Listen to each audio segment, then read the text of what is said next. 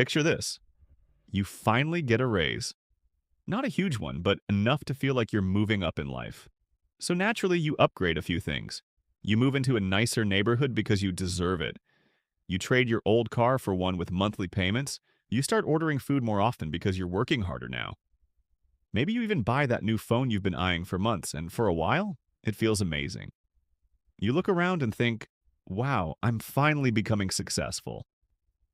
But then something strange happens. At the end of the month, you're somehow just as broke as before.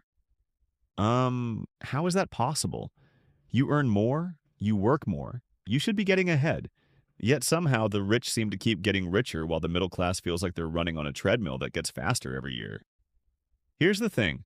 Most people believe being rich is expensive. Private jets, luxury homes, fancy watches.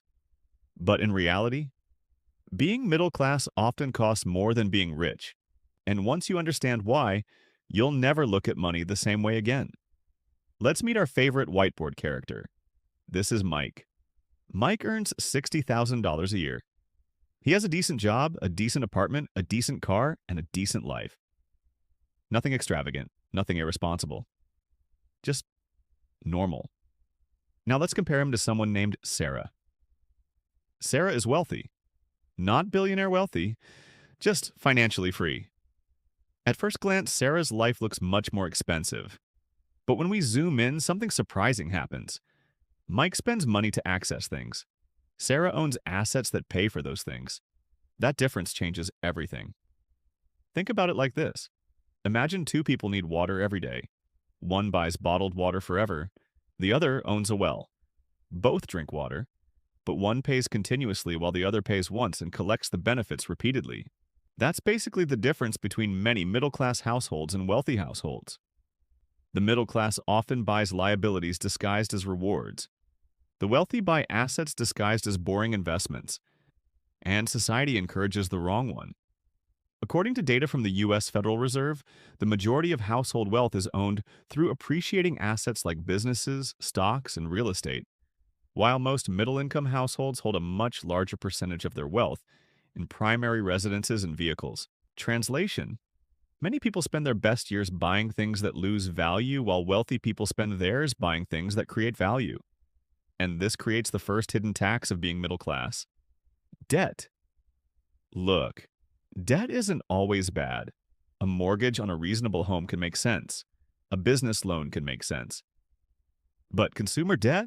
That's where things get ugly. Let's say Mike finances a $35,000 car. Over several years, interest payments quietly drain thousands of dollars from his future. Meanwhile, the car itself loses value every single day. It's like paying extra money for something that's actively shrinking. Imagine buying an ice cube and agreeing to pay interest while it melts. Sounds ridiculous. Yet millions of people do exactly that with cars, gadgets, furniture, and lifestyle purchases. The wealthy often use debt differently. They borrow to acquire assets that generate income. Mike borrows to consume. Sarah borrows to produce. Same tool, completely different outcome. Now here's where things get even more uncomfortable. The middle class gets hit by something called the convenience trap, and almost nobody talks about it. Let's be honest. Modern life is exhausting. People are busy. They work long hours. They're stressed. So they naturally spend money to save time. Food delivery, subscription services, convenience stores, buy now, pay later plans, premium upgrades, express shipping. Individually, none of these seem expensive. But together, they're like tiny leaks in a boat.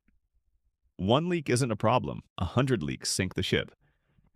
Researchers have repeatedly found that small recurring expenses often have a greater long-term impact on savings rates than people expect because they're nearly invisible. You don't remember spending $12. You remember spending $1,200. The problem is that many people never notice the first 100 transactions. The rich understand something important. Money grows where attention goes. The middle class often tracks income. The wealthy track cash flow. Big difference. Then comes the most dangerous expense of all: lifestyle inflation. This one is sneaky because it feels like progress. Mike gets a raise, great news. But instead of investing the difference, he upgrades his lifestyle. Bigger apartment, better car, more expensive vacations, nicer clothes. Suddenly, his expenses rise exactly as fast as his income. He's earning more but building no wealth. It's like climbing a mountain where the peak keeps moving higher every time you take a step. And here's a shocking fact. Studies have shown that happiness increases with income only up to a certain point before the effect begins to diminish significantly. In other words, doubling your spending doesn't double your happiness, but many people behave as if it does. The wealthy understand that freedom comes from the gap between what you earn and what you spend, not from how impressive your lifestyle looks. Let's talk about housing, because this is where many people accidentally lock themselves into decades of financial pressure. When middle-class families buy a home, they often stretch themselves to the absolute maximum amount a bank will approve. But banks aren't calculating your happiness. They're calculating their risk. Those are two very different things. A larger mortgage means larger payments, larger insurance costs, larger maintenance costs, larger property taxes. Everything scales upward. It's like adopting a pet dinosaur. The purchase price is only the beginning. The wealthy often focus less on what they can afford and more on what makes financial sense. That mindset alone can save hundreds of thousands of dollars over a lifetime. Now let's uncover the biggest reveal. The reason being middle class often feels expensive isn't because middle class people are bad with money. It's because they're stuck in a system designed around consumption. From childhood, we're taught how to earn money, go to school, get good grades, get a job, work hard, earn more. But almost nobody teaches us how to convert income into wealth. That's like teaching someone how to collect seeds without ever teaching them how to plant them.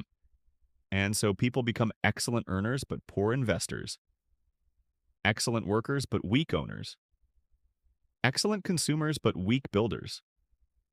The wealthy aren't necessarily smarter, they simply spend more time on the ownership side of the economy. They own stocks, they own businesses, they own real estate, they own intellectual property, they own things that continue producing value after the work is done. While many middle-class households depend entirely on the next paycheck. If the paycheck stops, the machine stops. If an asset stops producing for a wealthy person, dozens of others may still be working. Ownership creates leverage, and leverage changes the game. So what should you actually do? First, stop measuring success by visible upgrades. Measure it by invisible assets. Nobody sees your investment account growing. Nobody notices your emergency fund. Nobody compliments your index fund at a party. But those things create freedom. Second, every raise should have a mission. Before increasing your lifestyle, increase your investments.